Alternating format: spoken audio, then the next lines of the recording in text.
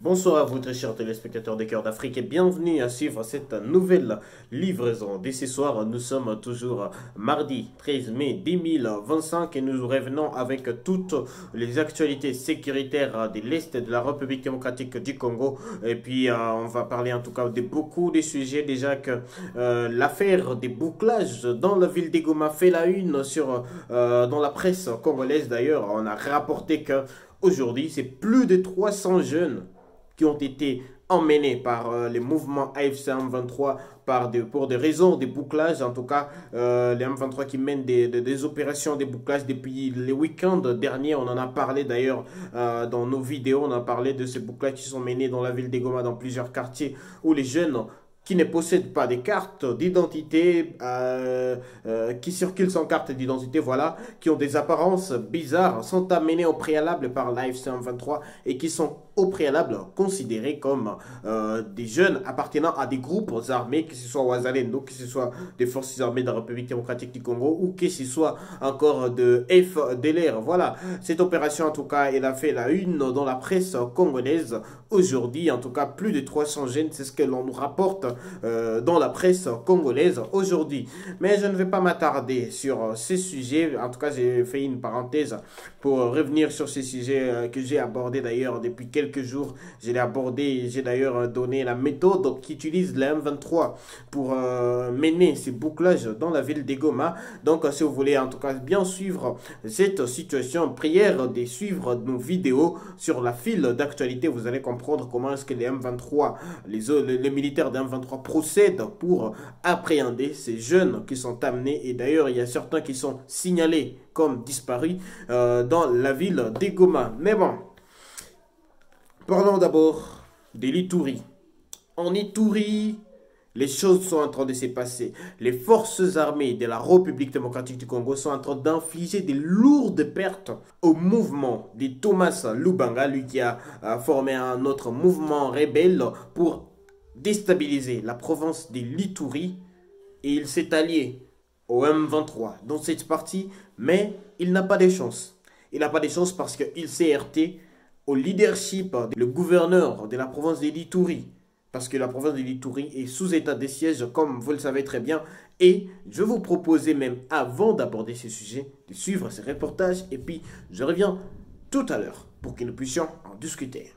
Contre la milice Zaïre CRP de Thomas Lubanga, allié du M23 depuis une semaine au village Café et ses environs, au bord du lac Albert et aux alentours des Katoto, les forces armées infligent d'énormes pertes à l'ennemi qui tente désespérément de déstabiliser la province. Pour galvaniser ces opérations, pacifier et restaurer l'autorité de l'État dans la zone, les chefs des corps civils et militaires, les commandants 30e région militaire et secteur opérationnel Ituri étaient autour du gouverneur militaire de l'Ituri pour évaluer la situation sécuritaire et opérationnelle, a dit le lieutenant Jean Congo, porte-parole des forces armées en Ituri. La situation sécuritaire est calme sur toute l'étendue de l'Ituri.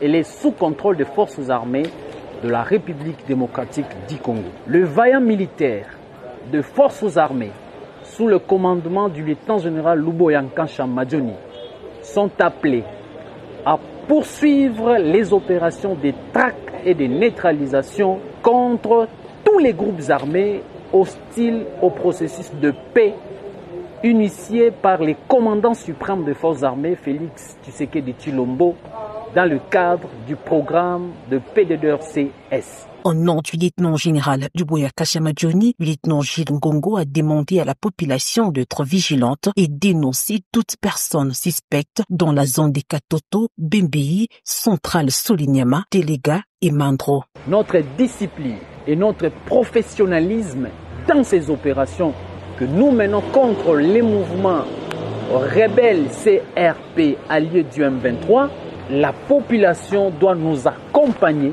à collaborer avec les forces de défense et de sécurité, mais aussi à dénoncer tous les cas suspects, et c'est ce qui constitue notre victoire dans ces opérations. Et le mérite revient à la population de l'Ituri.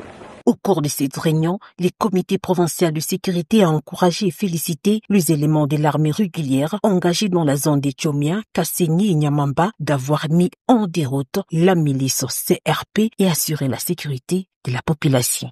Voilà, vous avez très bien suivi ce reportage qui a été tourné en Ituri où le porte-parole de l'armée congolaise, donc des forces armées de la République démocratique du Congo, le lieutenant-colonel Jules Ngongo, qui a expliqué que les forces armées de la République démocratique du Congo contiennent les attaques de Thomas Lubanga dans la province du Sud Kivu.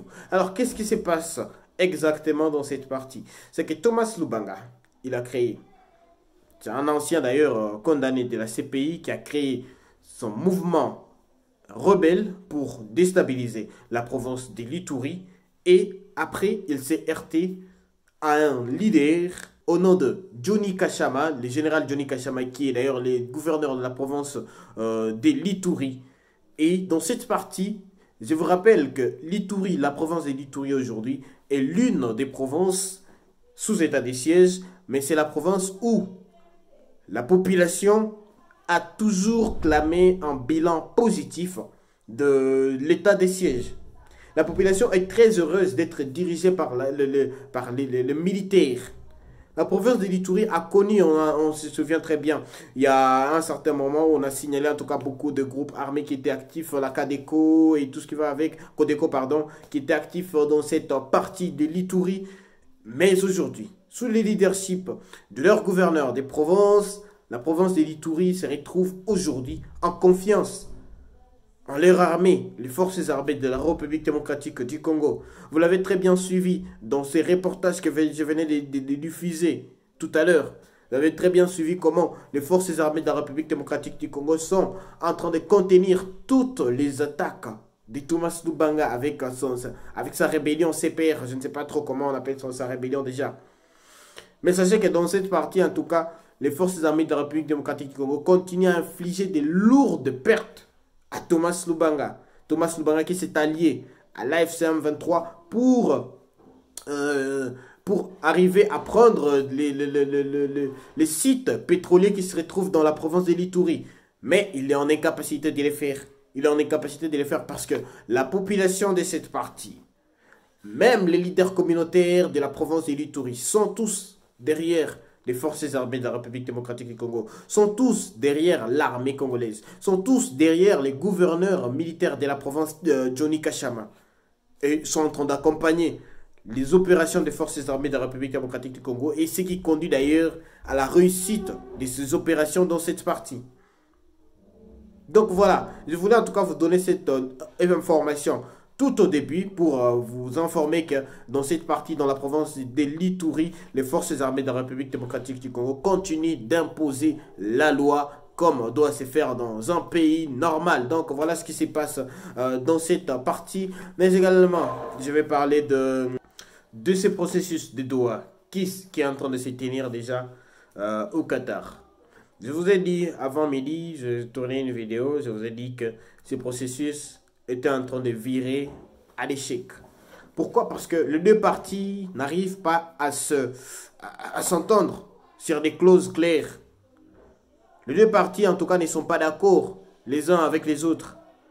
Et je vous ai dit que ce processus a été repoussé d'une semaine encore. Parce que les clauses qui ont été proposées par les deux parties ne sont pas, en tout cas, acceptées par tous les deux. Au Qatar, c'est depuis plus d'une semaine que ce processus est en train de se poursuivre. Mais jusqu'à présent, aucune bonne nouvelle n'est sortie du Qatar. En tout cas, c'est ce qu'on nous a rapporté. On espère que ce n'est pas une manière, en tout cas, de faire du Qatar. Parce que la fois passée, en tout cas, on avait eu affaire à ce même discours disant que les M23 s'étaient retirés du processus de Doha. Et le lendemain, on a vu une déclaration qui est sortie. On espère que ce n'est pas la même chose. On espère que cette fois-ci, le Qatar ne cherche pas à jouer avec les émotions de la population congolaise et après nous sortir quelque chose pour nous dire que les choses sont en train d'avancer. Parce que c'est ce qui s'était passé l'autre fois. Et d'ailleurs, je vous ai diffusé aujourd'hui, vous pouvez toujours trouver dans votre fil d'actualité sur Cœur d'Afrique, une vidéo de Corneille Nangaa qui s'est exprimé par rapport à ce qui se passe exactement à Doha. Et Corneille Nangaa qui a précisé que ce qui se passe à Doha aujourd'hui, ce sont des négociations entre le gouvernement congolais et les M23 AFC qui a imposé ces conditions pour obtenir gain de cause dans ces négociations. Mais les gouvernements congolais qui ne se laissent pas aussi faire. Les gouvernements congolais qui restent également catégoriques par rapport à ces négociations qui sont en train de se poursuivre dans cette partie. Donc comprenez que les processus du Qatar qui est en train de se poursuivre à Doha, dans la capitale qatarienne, risquent d'être encore plus longs que ce qu'on espérait. Mais il y a des gens, j'ai vu des gens qui ont commenté la vidéo que j'ai tournée l'avant-midi, des gens qui disaient que voilà, les choses sont en train d'aller dans les bons sens et que ça va finir très bientôt. En tout cas, on est très positif, que les choses se passent très bien. En tout cas, c'est notre souhait à nous tous. Mais également, il y a d'autres gens qui ont dit que les processus de Washington, les processus du Qatar et tout ce qui est en train de se passer actuellement ne peut pas rapporter la paix et la sécurité en République démocratique du Congo. Il faudrait plutôt privilégier les solutions africaines, comme l'a dit d'ailleurs Paul Kagame, comme l'a dit le président de l'Assemblée nationale, Vital Kamerhe, qui a dit que les processus en cours devraient plus prioriser l'Afrique, des solutions africaines. En tout cas, c'est ce qui a été dit par toutes ces autorités que je suis en train de citer. D'ailleurs, il y a même le Ramaphosa qui a dit que les processus de Luanda et les processus de Nairobi ont déjà donné leur part et que les choses devraient se poursuivre comme elles sont en train d'aller. Donc, comprenez que les choses sont en train d'aller dans les bons sens, même si voilà, on n'a pas de bonnes nouvelles d'un accord définitif de paix en République démocratique du Congo, mais sachez que les choses sont en train de se passer. Parce qu'au début, j'ai dit que les choses ont bâclé, que la fumée était noire. Il y a des gens qui ont pensé que le processus était finito. Non, mais ce n'est pas fini.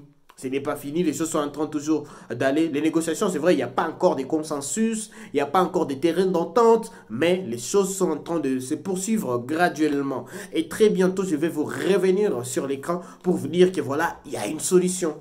Et surtout, n'hésitez pas de nous suivre chaque jour sur Cœur d'Afrique parce que nous donnons souvent les informations qui n'ont pas encore circulé.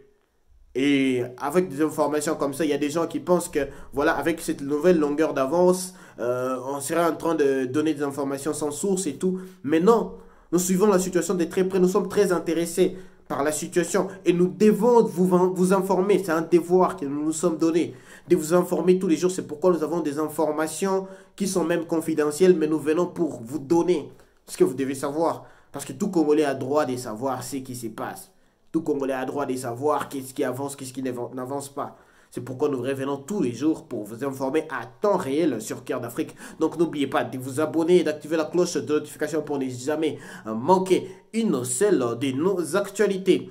Et puis avant de finir, j'aimerais aussi ouvrir une parenthèse sur l'affaire Bukanga Lonzo, parce qu'on a vu un bras de fer qui est en train de se dérouler entre le président de la Cour constitutionnelle Kamuleta, mais également Vital Kamerhe, mais également Matata Mponyo, le concerné de l'affaire. On a vu aujourd'hui d'ailleurs l'Assemblée nationale qui s'est plaint de la démarche prise par le président de l'Assemblée nationale, Vital Kamerhe, mais il y a le bureau de l'Assemblée nationale qui a appelé à tous les députés de faire confiance à leur président. Il sait ce qu'il est en train de faire parce que la procédure est la même. La procédure, c'est que l'Assemblée nationale puisse se prononcer sur les immunités de Matata Mponyo pour qu'il soit poursuivi effectivement par la Cour constitutionnelle dans l'affaire Bukanga Lonzo. Donc si l'Assemblée nationale ne se prononce pas dans cette affaire, ça veut dire que il n'y aura pas de poursuites contre Matata Mponyo et la Cour constitutionnelle va se déclarer incompétente devant cette affaire. Donc voilà, nous allons suivre la situation de très près. C'était une parenthèse que je vous ai ouverte en tout cas pour vous donner tout ce qui se passe, pour que vous ne puissiez jamais rien rater avec Cœur d'Afrique. Mais je vais vous revenir tout à l'heure avec des nouvelles qui sont en train de tomber. Là, j'étais en train de parler d'abord de la situation sécuritaire. Après, je vais vous revenir avec d'autres actualités. Donc, abonnez-vous, activez la cloche de notification, écrivez-nous si vous avez des questions d'orientation et nous allons vous répondre. On se retrouve à la prochaine.